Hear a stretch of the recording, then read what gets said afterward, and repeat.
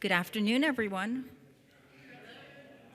Welcome to Connecticut's Old State House. My name is Rebecca Tabor-Conover. I am head of public programs here, and I'm delighted to welcome you to today's program, Creating Coltsville, update on the new national park, which I know we're all looking forward to. I do want to give a little bit of an infomercial that if you are free this week on Friday at noon, August the 30th, please do come back for the farmers market and a free performance of the renowned flamenco group, the Val Ramos Ensemble, and they'll be performing. And then on September the 24th, our next conversation at noon will be taking place here in the courtroom, and that will be on Digging into History, the World War I Trench Project. I do want to just let you know that today's program is being taped and recorded by the Connecticut Network, so please don't do anything on camera that you don't want your mothers to see. Today, we're really excited to have three members of the National Park Service join us today to update everyone on what's going on with the Coltsville project and talk a little bit about the long process it takes to create a new national park. As we get started, I do want to introduce our three speakers. Today's format is going to consist of our three speakers speaking, and then we'll have a chance to have more of a conversation. And I would just invite all of you to think about some questions you might have that you would like to hear answered. I do also want to remind you that there is a survey on your seat, and we'd invite you to fill that out upon the conclusion of today's program. So in order of speaking, I'm going to introduce our three speakers. Amy Glowacki has been the Chief of Interpretation and Education at the Springfield Armory National Historic Site and Coltsville National Historic Park since 2018. Prior to coming to Springfield, Amy has worked for the National Park Service for 25 years. Previously, she was the Youth and Volunteer Program Manager for the Northeast region, and she has also worked previously at the Lowell National Park and the Women's Rights National Historical Park in Seneca Falls, New York. Amy holds a Master of Science in Resource Interpretation from Stephen F. Austin State University in Texas and a Master of Arts in Public History from Indiana University. She also holds a Bachelor of Arts in History from Lemoyne College in Syracuse, New York. Our second speaker will be Andrew Long. Andrew served for over 10 years in the U.S. Marine Corps as an enlisted rifleman, scout sniper, and infantry officer. He holds a Bachelor of Science degree in psychology from the University of Wisconsin Madison campus and a Master in Business Administration degree from the Yale School of Management. At Yale, Andrew focused his studies on public policy, economics, big data, nonprofit management, and finance. He was selected to the National Park Service Business Plan internship and worked as a management consultant at Fire Island National Seashore. There, he conducted and advised on a commercial services strategy, partnership evaluation, and operational analysis of the park. He then accepted a unique role developing a new national park here in Hartford, Connecticut, Coltsville, and he leads the strategic and operational planning for the project. Our third speaker, Kelly Fellner, has worked for the National Park Service for 30 years. She is currently the superintendent of the Springfield Armory National Historic Site in Massachusetts and the Coltsville National Park. Previously, Kelly served as an assistant superintendent at Fire Island National Seashore, overseeing partnerships, planning, and public affairs. Prior to that, she spent 5 years as the Northeast Region Youth and Volunteer Programs Manager, where she increased the number of partnership programs as well as the funding for service and work opportunities for diverse youth.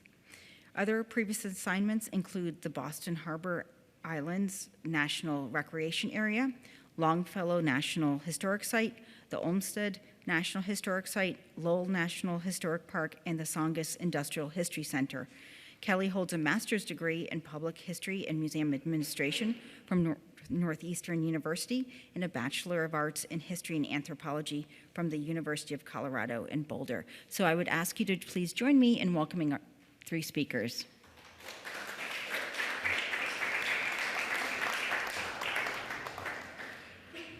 So are we standing for introduction? Yeah. Okay.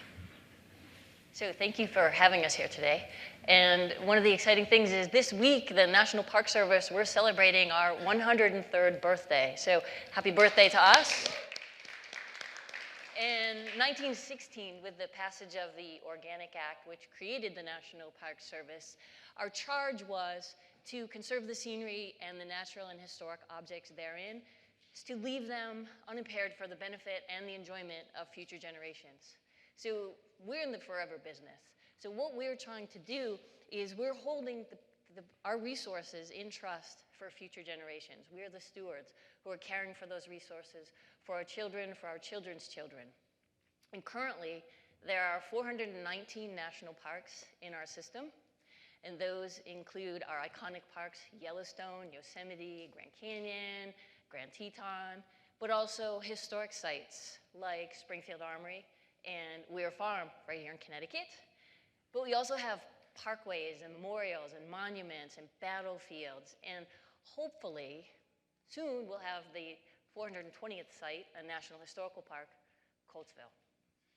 And establishing a national park sometimes can feel like we're Sisyphus and pushing that rock up the hill and pushing and pushing. Rockefeller, John D. Rockefeller with Grand Teton, it took him almost 30 years to work out the whole land transfer to create Grand Teton National Park. And I say that not to scare everybody, but to let you know that we're right there with you, and we're going to be pushing that rock, and we are pushing that rock as we work towards the establishment of Coltsville. So today we want to talk a little bit about what it does take to establish a National Historical Park and where we are in that process. And so we all know that in December 2014, that the legislation was passed which authorized Coltsville. So that's just one piece in the long process of creating a park. There was much that came before that and much that will still come after. And also, to give you another idea, that each park has its own process and its own system in getting developed.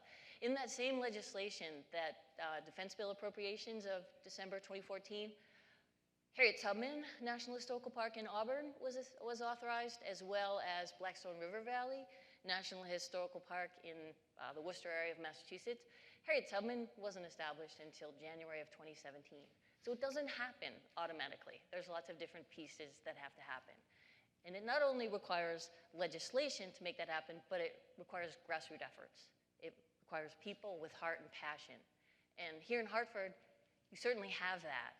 And there's been a long history to get us to where we are right now.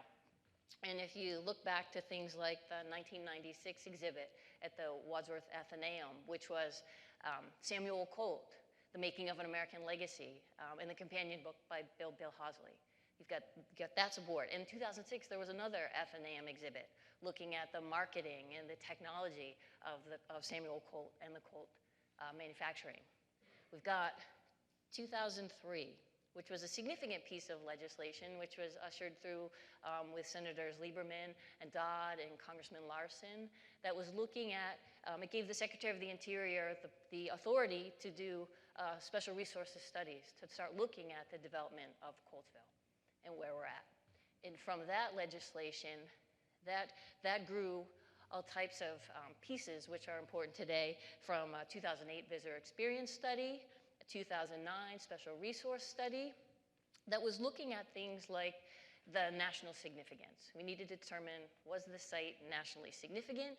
Was there integrity in the resources? Is there enough here to tell the stories of Coltsville and to create visitor enjoyment? We're also looking at sustainability. And that was looking at different themes. When looking at developing a national park site, we want the most outstanding examples. And the criteria that is used, there are 8 different themes as part of a framework that can be applied. And here in Coltsville, it met 3 of those 8.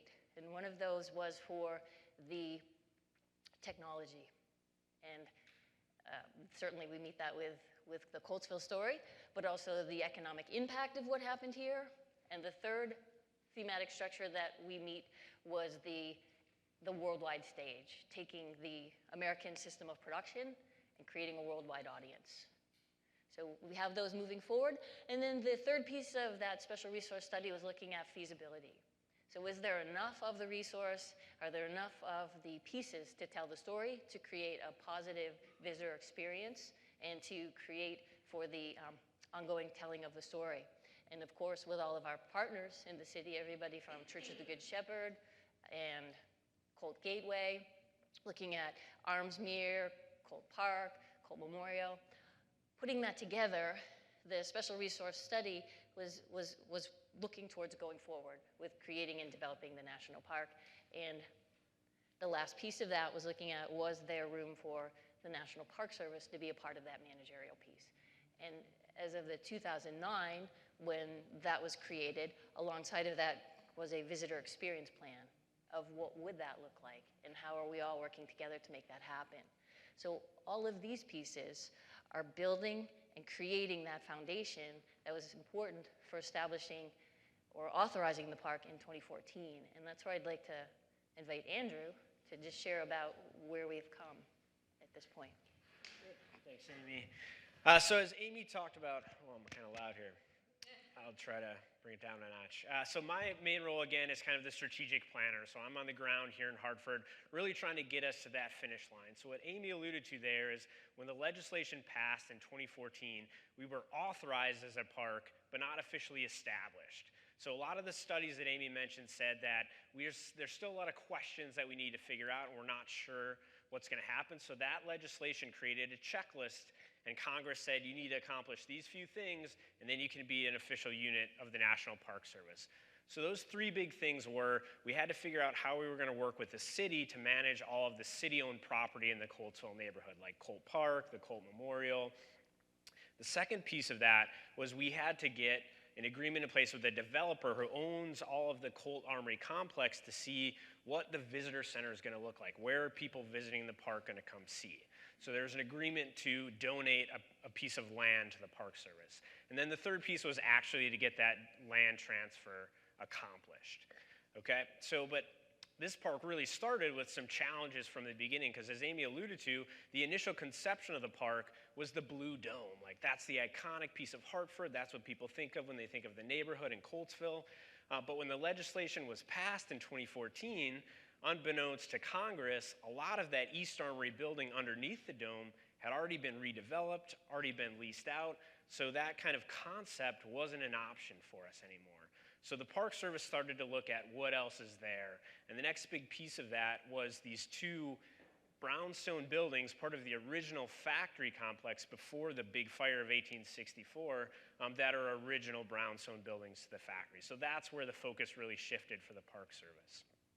So, but those buildings came with their own challenges as well. So we started to work with the city, we got that agreement figured out. We started to work with the developer and said, hey, these are the brownstones. The Park Service thinks we can work with them.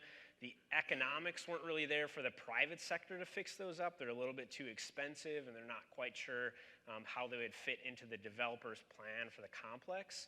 So those really became the goal for the National Park Service.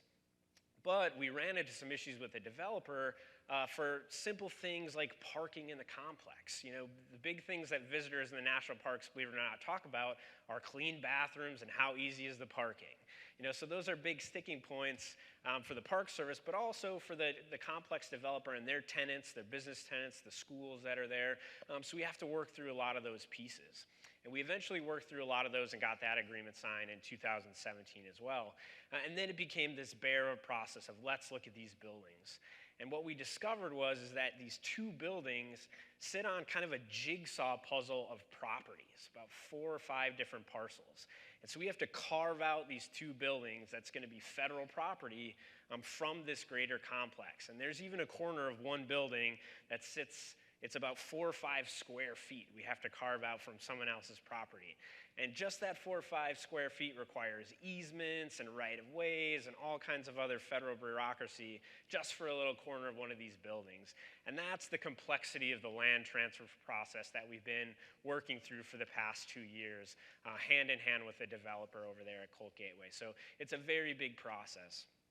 And in the background of a lot of this, there's other complexities with the original legislation that was passed. So we talked about it was all about the Blue Dome. So the original legislation mentioned that the developer was going to make a donation in the East Armory complex. So that doesn't include the brownstones because they're not a part of the East Armory. So Congressman Larson actually had to go back to Congress and have presidents sign basically an edit, a legislative correction that said, oh, we didn't mean the East Armory, we actually meant the Armory Complex. And that wasn't enough of a correction that we could work toward getting the brownstones transferred to the National Park Service. So it's been a very long, kind of tedious process, but we're really working hard at getting it accomplished. And another part of my role, as I'm trying to kick this kind of can down the road to get the land transferred, is doing all the background agreements and figuring out how we're going to work with the city and a lot of our partners here in Hartford to make this a real national park, including the visitor center and what that might look like. So one of the big things we've keyed up is just shy of $1 million project for the emergency stabilization of these buildings. Because if any of you have seen them, you can see photos of it on our website online. They're in rough shape and they need a lot of work. And so we're ready to do an emergency stabilization project. Again, but once we get to the finish line, once we're an established park, we have a real budget, we can start to hire real staff. Hopefully we can get some emergency funding to stabilize those structures. And then another big project we're working on with a lot of our philanthropic partners in the community, the Coltsville Heritage Partnership, and some of our other local partners, is a restoration of the Colt Memorial. That needs a lot of work. It's right next to Armsmere, the famous mansion of Sam and Elizabeth Colt. And so we have some of these kind of key structural, emergency stabilization projects that we're trying to tee up, along with some of the more public-facing visitor experience projects like the restoration of the Colt Memorial. And those tied in with the land transfer and some of these other agreements I've been mentioning are what going to get us to that establishment point and help us start off on the right foot for a Coltsville National Historical Park. And with that, I'm going to turn it over to Kelly, who's going to talk about kind of the future of Coltsville and where we go from there. Thanks, Andrew. Hi, everybody. So the future, and we're sort of simultaneously here in the present and then also in the future. I get excited when I get to sit here and listen to Amy and Andrew and the work that they've already done, and knowing they're really standing on the shoulders of so many other folks, like many of you in the room, who have put in a lot of work over decades, recognizing this history and wanting to get that national recognition for the history. I was lucky enough that my first week on the job here was this past March. And the last week of March, Hartford hosted the National Council for Public History Conference, a national conference, which for us public historians is a pretty cool big deal. So we were all excited to get together. What I was amazed at was the energy from local historians, our cultural institutions, the institutions that already play a role in talking about the history of Coltsville and the history of Hartford and the history of precision manufacturing. It was really exciting, and we had walking tours of the historic district, of the Church of the Good Shepherd, and also conversations about what would this story look like. So you have sort of two things going on. I felt like it was a great way to get introduced to the story here in Hartford, and particularly with Coltsville. So you kind of get a little sense, too, of how is the sausage made, right? So all the legislation, how a national park gets established.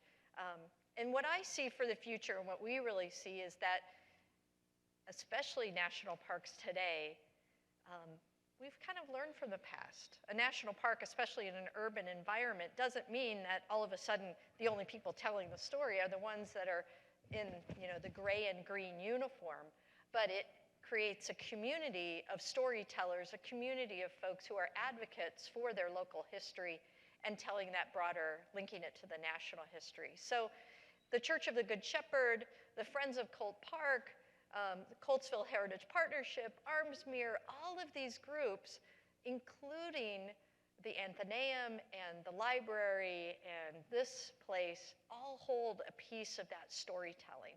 So that's what's going to be important, is that we continue to talk about this story and to also broaden the story. What does this mean in the context of a planned corporate city? Okay, it was a neighborhood that was planned around manufacturing.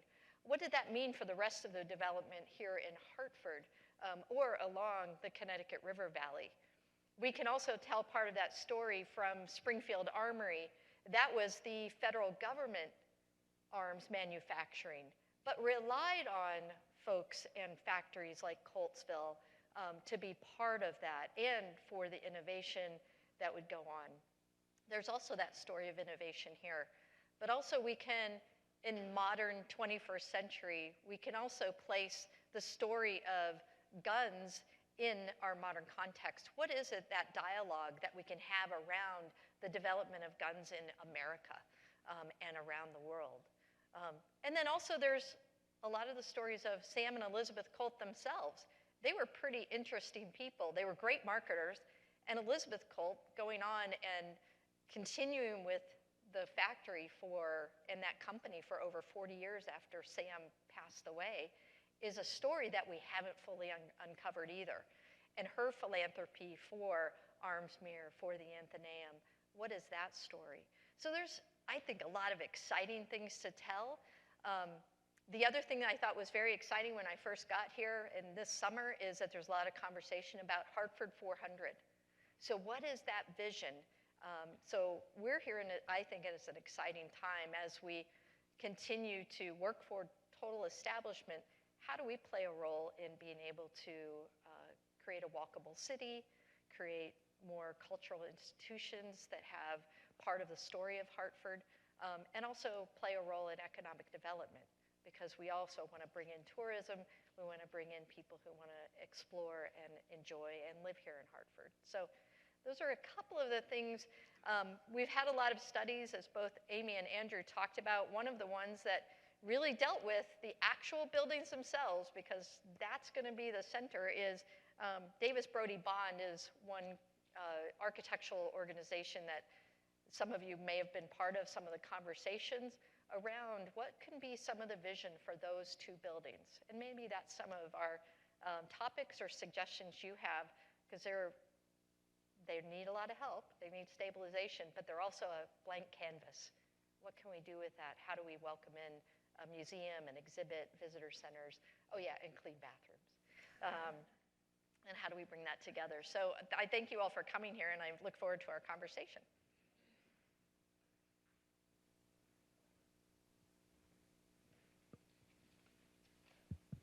All right.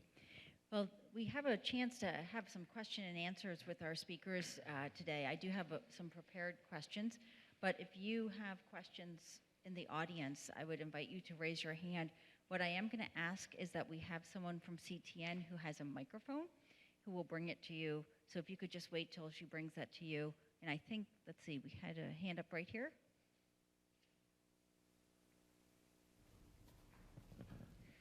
Yes, I have a question.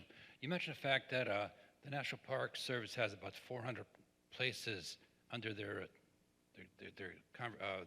management. Where does Coltsville Park, National Park, fit into that hierarchy? In other words, for example, we have a place like Yosemite, we have Yellowstone, the Springfield Armory. We also have things like called monuments, et cetera. Can you just give me a brief explanation where this Coltsville fits into that whole hierarchy of national monuments and national parks? Sure, and I'll ask my colleagues to help me with that one too. Yeah. It's a $1 million question. But we're a National Historical Park, and that has to do with the amount of sites that are included in the telling of the story.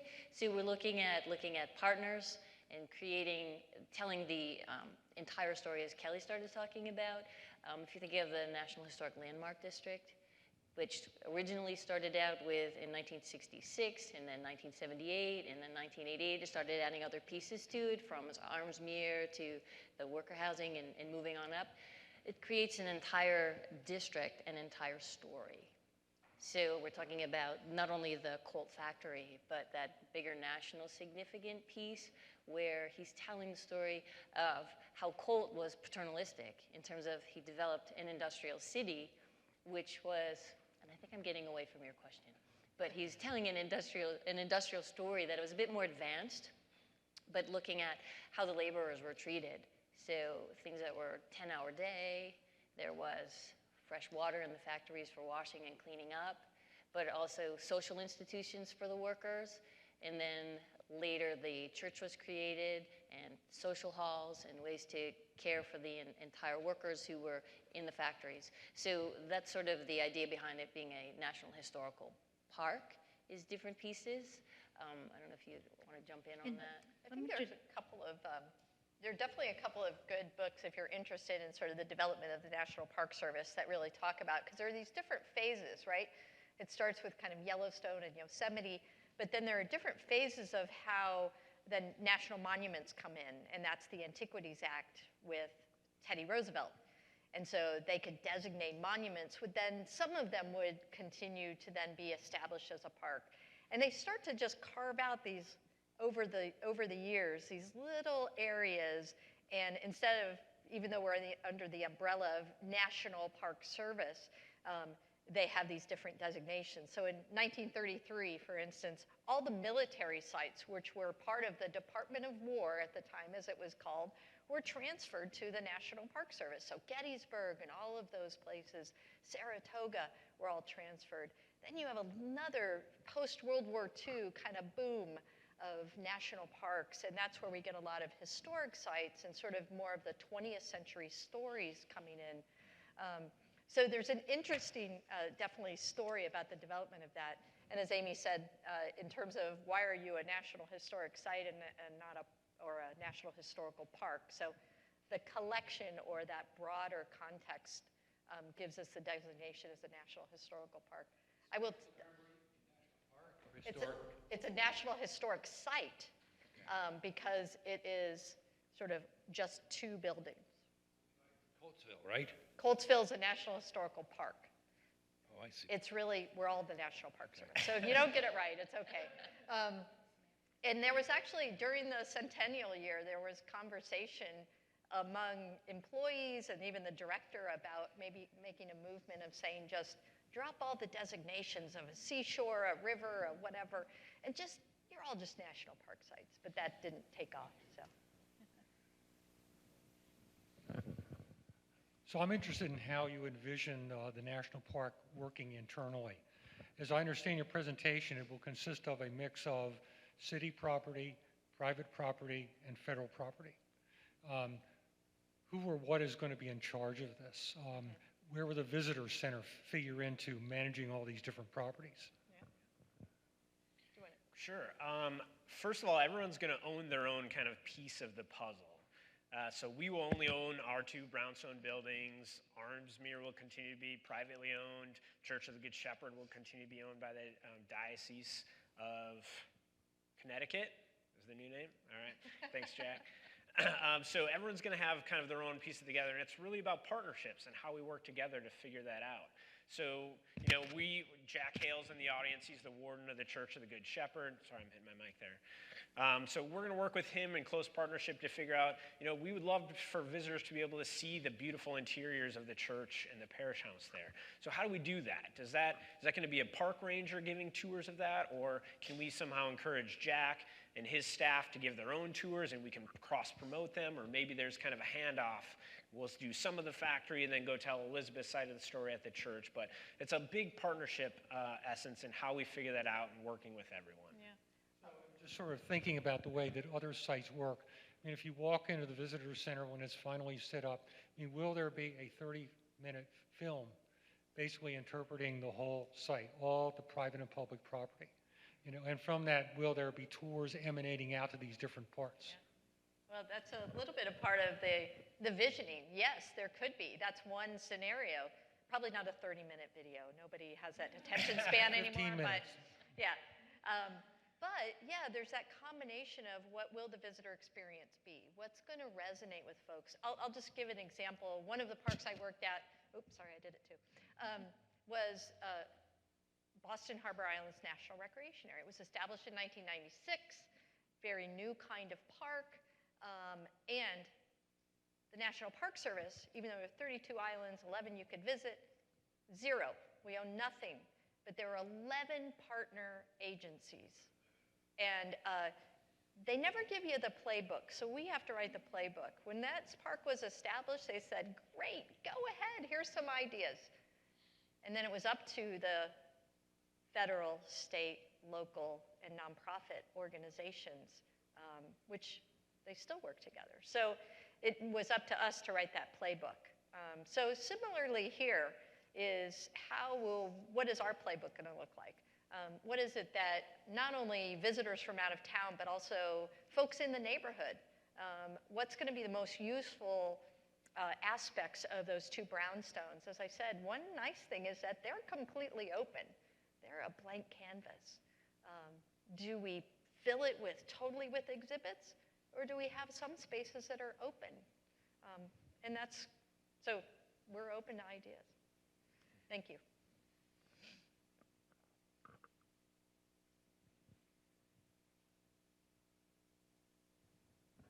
Excuse me, could you tell me about Elizabeth? She's from Rhode Island, but Rhode Island has never been in this scenario, which has to be played because there's a lot of money that came from Rhode Island. Then you have the Ford, Henry Ford worked at the Colt, and then you had the gentleman from Texas who actually engineered and built everything. So we didn't discuss any of that, but they also had a big garden with parks and monuments and everything else where you could bring your grandchildren. Is that coming back into play? Because right now it's just a drug den. Yeah. Do you want me to? Sure.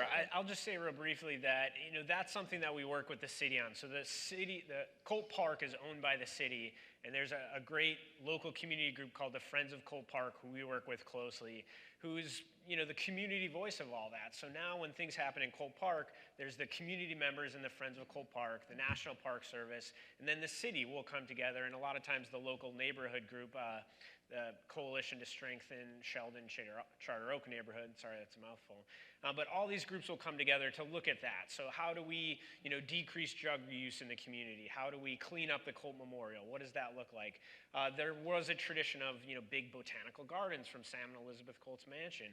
Should we work to bring some of those back? I think one of the things that we're really trying to stress is that this isn't a decision that we will make in isolation. This is a community group. It's a partnership park, and we'll look at a lot of these things together. And that's also where public-private partnerships can come together. No national park it's also sort of a reality, no national park can totally fund everything anymore. It's just a reality. So we have to rely on how do we leverage, we can bring in some dollars, but how can we then leverage that to get assistance in other areas, or to help the Church of the Good Shepherd write a really great grant that brings in preservation to take care of the church. Or Colt Park, as you said, there's been some amazing sort of land and water conservation funding that does come from the Park Service that now goes to the city. It doesn't come to a park, it goes to communities for parks, beautification. So how can we continue helping each other to leverage some of those initiatives? Government, she left a trust fund. The Colts have a trust fund that was set up. It's in New York and Rhode Island. The original trust fund is in DC, but there is a trust fund for that whole park system, and I know they've been ripping it off.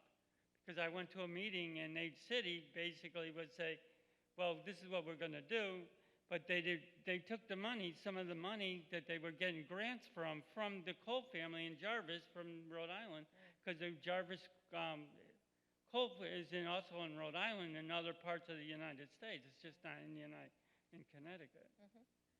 Yeah, I'm not familiar with all of the intricacies of that story, but it's very interesting. Yeah. Oh, it looks like we have some other questions. How about Rob?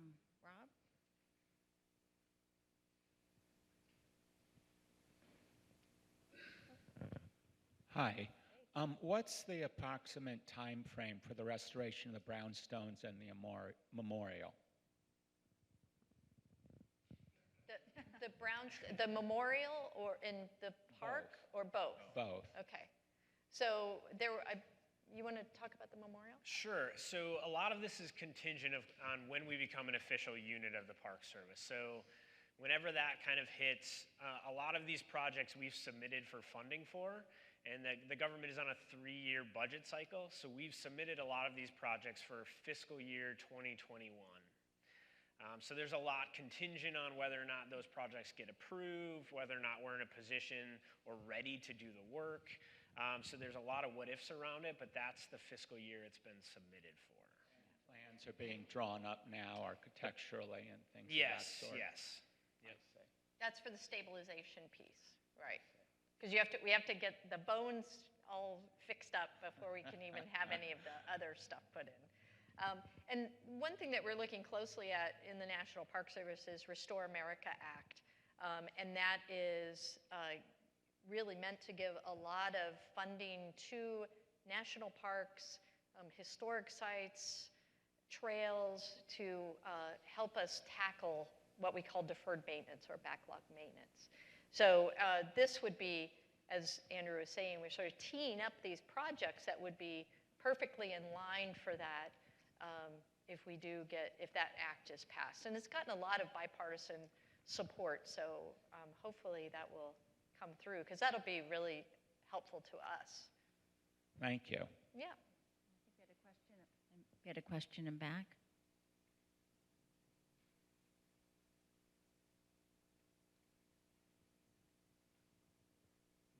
My name is Rob. I'm a consultant on historic landscape sites.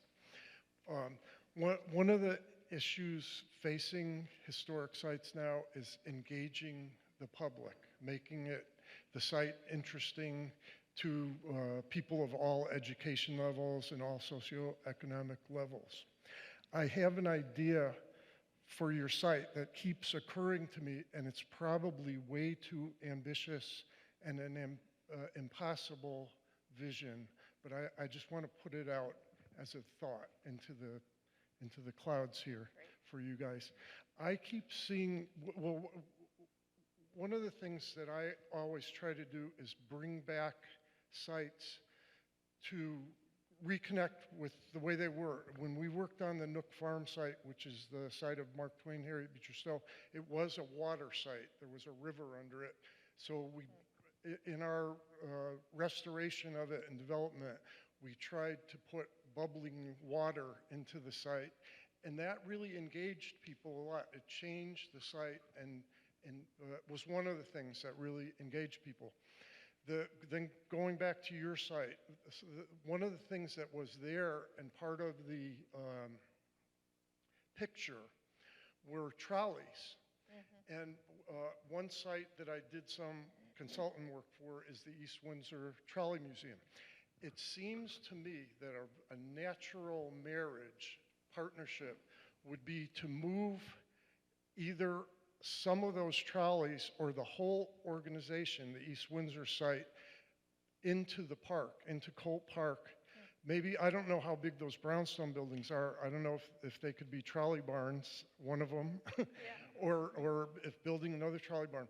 But I see like trolleys there, and maybe in a first stage thing, a 1-minute ride up to the Colt House or something from the church, and then later funding as the site developed to maybe have a trolley development ride that went either downtown or to a promenade over the highway in front of the Colt building, similar to Brooklyn Heights in New York, the Brooklyn Heights Promenade, or possibly down Farmington Avenue to the Mark Twain House, yep. Harriet Beecher Stowe House, and back to the Colt site, or possibly if we got some really wonderful presidential progressive candidates that started putting money into transportation instead of wars, maybe we could get a trolley line put back in from Hartford to the airport or New Britain or something like that. That's great. You know what's, thank you for that suggestion. And I think what's really interesting is as you see the development of parks and cultural institutions, like you said, how do you get people to want to experience this place? Because that's what it is. It's experiencing something. And in the 20th century, our urban renewal, right, was about separating neighborhoods and separating communities and building highways which separated or destroyed communities. In the 21st century, or the late 20th and early 21st century, we're really looking at now how do we link? And that's what I hear when IQUIL talks about Hartford 400, a real emphasis on how do we create walking paths, bike paths, trolley paths, ways that people can easily link through neighborhoods and to different sites. So that's really exciting. The trolleys that were in Hartford are there. They're sitting in East Windsor, and they have short lines there.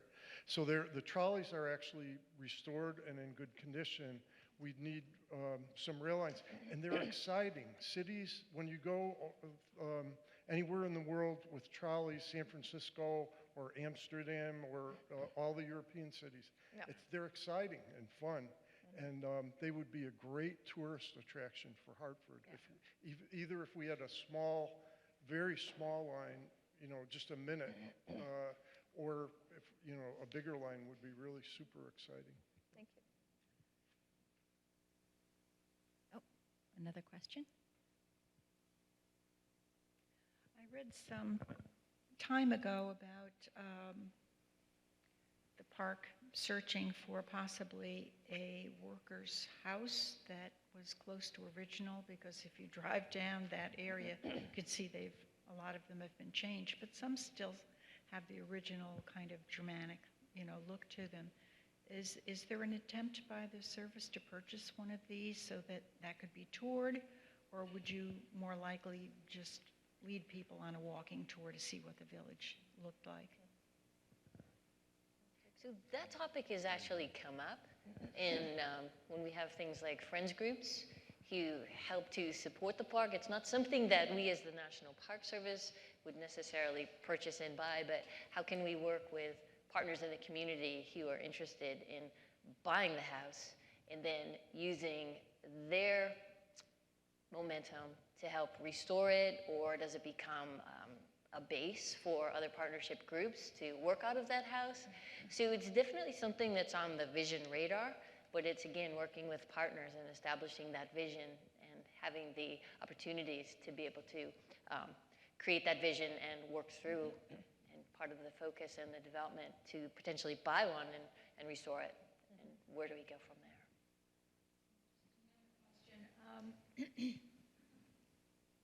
To staff this, would it be all Park Service staff, or would you also have volunteers from the community? We are absolutely about volunteers from the We community. don't get the hat, do But- we? We get other hats. Yeah, we have other We have hats, other we have hats. cool shirts, you know, we got a whole thing. So the backbone of the National Park Service are volunteers. And as soon as we have resources, we will absolutely be recruiting for volunteers to help us and assist us. As far as telling the other stories, the other sites will have their own organizations that are doing that. But staffing is part of our strategic planning. And what will our staffing look like? Right now, we have managers, but as far as developing our frontline staff and who's actually out there on the front lines is all part of the puzzle pieces that we're assembling. And I'll add to that, you know, one of the things that we've all kind of worked into is the National Park Service has put a lot of effort, and there's partner dollars for youth corps. So, you know, being able to provide opportunities for service learning through a youth corps, AmeriCorps type of experience, and that's something that we see as critical. And there's already some great organizations, not only in Hartford, but in Connecticut in general, like Groundworks, that the Park Service has partnered with. And so that's the other piece is it's not just a field trip, but how do we get young people to want to be part of, you know, really working and telling that story, or historic preservation, getting exposure to the historic preservation trades. So, because we're kind of losing a lot of that experience in the Park Service and it kind of in general, people who have direct knowledge of how to do historic plastering, you know, how to actually work with hand tools. And so we desperately kind of want that next generation to kind of carry that on.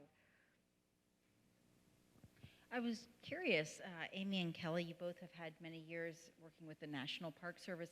Have you been involved with creating other new national parks, and how does Coltsville compare?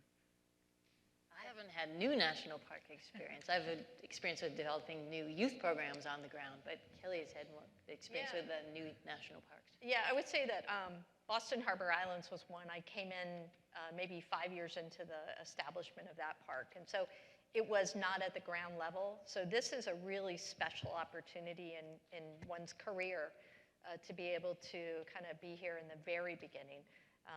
And I would say that I always sort of describe that some of us have kind of, you sort of develop a niche in the Park Service, right? You're a backcountry ranger, you climb mountains, you're really into Civil War sites, you do that, you know?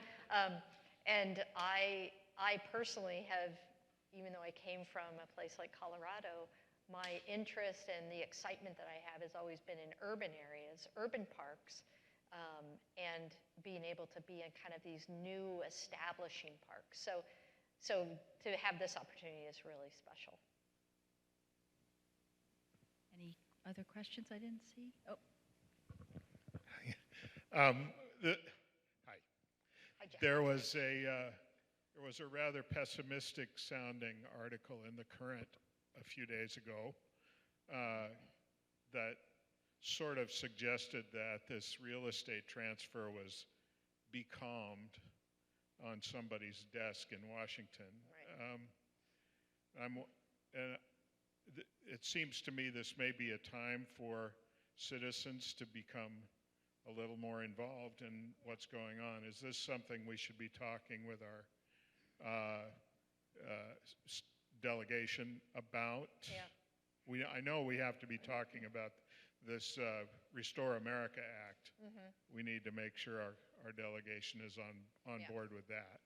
But how about this situation? Yeah. Yeah, I think, I think the article, it always has to set some sort of tone to get people fired up. I would say that, there is a lot of work, as Amy was talking about. It's, kind of decades of work, and we have to kind of keep that perspective. But at the same time, we also do have to, I know we internally, are like, okay, let's keep going. We kind of have to be cheerleaders from our local level to the folks in Washington to say, we matter, the community matters, let's keep fighting. I would just sort of make one slight correction from that, big correction from that article. It kind of made the impression of if we will do it. But it really is about when. It's not an if. We're here. We're not going anywhere. And so it's about when. But I think that and I will say that our delegation is already well aware of it. I mean, they're definitely doing their part too in Washington to make sure that they're saying, come on, let's keep moving, Park Service, what can we do to help you out? So they want to be supportive. But things like Restore America's Act, let folks know that this is an important kind of way that we can spend our dollars. It is helpful for them to know that historic preservation in Hartford matters, because it's not going to help just national park sites, it's going to help other historic sites. I don't know if anyone wants to add anything, but. First of all, thank you. This has been very interesting, and you just brought up a point. I've always thought of the National Park Service as an organization to take me away from the city out into the parks, and I love the idea of the city as a park and bringing people in. I think that's wonderful. My question is, are you getting any support from corporations in the Hartford area to help with this endeavor, and is there a place for them to help out? Yeah, that's a good question. You want to take that? Sure. I think the answer is yes, absolutely. But our stipulation right now is that we're not in a big position to accept a lot of that. So one of our great partners locally is Riverfront Recapture, who works with a lot of corporations for volunteering up and down the Connecticut River. And we've worked a lot with them on how they do volunteering and how they work their volunteer groups, and we're trying to learn from a lot of groups like that. We just don't really have the work or the projects or the ability to accept philanthropic donations or activities like that because we're not a real official unit of the park yet. So there's a ton of potential for that in the future. We're really excited about it. Just presently, we're just not quite there yet. So but we're excited about it. And I think that's where the Colt Heritage Partnership comes in, because they're sort of the friends group for the park. And they're the ones that are the folks that are linked in the community, and we'll need to create some of those public-private partnerships.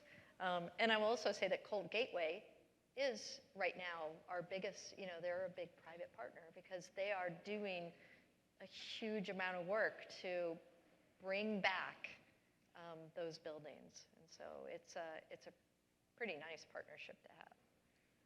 And we've benefited in other ways as well. The National Park Foundation has had some money. We've gotten a small grant from them to reach out into the community to work with youth serving organizations to develop a stewardship program. So we'll have a 9-month program that we're just starting to get off the ground, that we're working with a national partner, Groundwork USA or Groundwork Bridgeport, which will soon be Groundwork Connecticut. And also we've started working with the Peace Center of Connecticut to start reaching the youth right in our neighborhood. And to someone's point earlier about how do you get visitors to come, we have to really think about, and in the Park Service, we've really reflected on that. You don't just stand behind the visitor desk. You get out in the community. So right now, somewhere right out there is the Colt van, right? So we, Andrew's brainchild of creating a van that could be a mobile visitor center. And we're certainly seeing that in a number of parks across the country that are kind of doing some of that, so that we can be out with community members and not just saying, come here. Another question? If you'll indulge me, another question. What's the relationship between the Colt site and the city of Hartford, the municipal government? I mean, the city of Hartford must have a strategy for attracting tourism. I mean, this would go as much for the old State House as well. So what's the relationship between Hartford and this site, and how does it compare to your experience in Boston with the harbor and the city of Boston? Yeah. Let's start off with. Sure. So we're partners. We have a general agreement with the city that talks a lot about our relationship and how we work and manage things in the neighborhood, and that's kind of an umbrella agreement, which gives us also permission to do more specific agreements underneath it. So for example, a lot of the work that we're planning to do on the Colt Memorial for the Park Service requires an additional agreement in order for us to expend federal funds on city property. Does that make sense? So there's kind of some different layers that we have to jump through, but we have a great working relationship with the city. And for a lot of things that happen in the neighborhood, whether it's economic development or volunteer events, there's already, I mentioned earlier, it's called CISCON, the Coalition to Strengthen the Sheldon and Charter Oak Neighborhood, that we sit on as kind of just a community member, and a lot of the cities already has a great working relationship with them. So we're already just kind of tagging on to that and working with, because that gives us kind of a double win, right? We get to work with the community folks and the city when we work on different projects and know what's happening in the neighborhood. And I would say from, Hartford is pretty far ahead. When I was at the Boston Harbor Islands, it was the early 2000s, so it's ages ago. Some of the islands in Boston Harbor are owned by the city, so they're city property, and they had been used as sort of city services. And so right off the bat, that was one of the legislative partners anyway. So again, they listed all 11 partners in the legislation, kind of unusual. And then we had to work out, well, what does that mean? And so over time, you kind of get to know who is it in the city that you work with, and what are those relationships that you can actually bring together to help for the benefit of, in our case, in the Coltsville Historic District. If it's around the park, what can we do to assist with some of those initiatives that the city has, and vice versa? Well, I want to thank the audience for all of the great questions. Yeah, good dialogue. Thanks, everybody. Ask anything, practically. But as we come to the end of our time together, just in closing, maybe I'll give you each a chance to talk a little bit or just have a quick statement over what do you envision kind of in your dream world of a completed, open, fully operational Coltsville National Park? Is there a specific thing that you think of? And also, how should people, and also the other thing I would say is if you could share how to follow. I know you brought some information to share with folks, but how can people stay attuned and up to date on all the good things happening at Coltsville? So I think that this would be an essay question. I know we don't have a lot of time. But my quick vision, I want to see a place where we are actively engaging with the young people of Hartford, providing opportunities, not just for volunteer, but paid internships and opportunities where they can learn about not only the trade skills, but what's available throughout the Park Service and through our partner industries, creating sort of a pathway of engagement where we can work with young people. We've got a school right in our backyard. And how do we create these stewards who are lifelong lovers of our national parks and our stories and supporters of Hartford? So first of all, our website is nps.gov/Colt. We're also on Facebook, and we have in both of those places you can sign up for our online newsletter, and we also publish a print newsletter quarterly, so those are some easy ways to stay in touch. Or you can just shoot us an email at colt@nps.gov. My vision for Coltsville is, what I really love about it is the connections it has to all the other cultural sites in Hartford, and even outside of it to the Springfield Armory and places in New York City. I really see it as kind of being a hub or a gateway to a lot of cultural places, so people will come visit the city and the region and not just the park. It won't be a one-stop destination. It will be a whole weekend or a week to spend at a number of these amazing cultural institutions. Great. Sounds good. No. Just last week we had a group, they have a pretty established youth group at Patterson Great Falls in New Jersey. And as some of you know, Colt started in Patterson. So here are these young people who work every summer in their community, came here as part of kind of their end of summer field trip to learn about this site. And I also helped out with a cleanup at Colt Park, because that's what they do. They love doing that. But they're the ones who are going to be the park rangers or historic preservation officers or just good citizens in the future. And I'll say that, there's sort of the typical things. I want a fully function, I want a big budget. I'm the superintendent. I want a big budget. I want a fully developed visitor center. I want activities going on, concerts in the park, those types of really great, engaging activities and being part of the fabric of the city. But I also, Amy and I both worked at Lowell National Historical Park, and I worked there in the late 80s and early 90s. Again, it was, it was the typical park rangers. Now you go there, the park rangers are young people who grew up in Lowell. So that is going to be real success when that flat hat and this uniform is worn by somebody who grew up here and loves this place so much they want to share it with everyone else. And that's real success. So. Well, let's give a round of applause to Amy, Andrew, and Kelly. Thank you so much for joining us. You will be able to watch us on the Connecticut Network and download, and we hope to see you at our next conversation at noon on September the 24th. Thank you.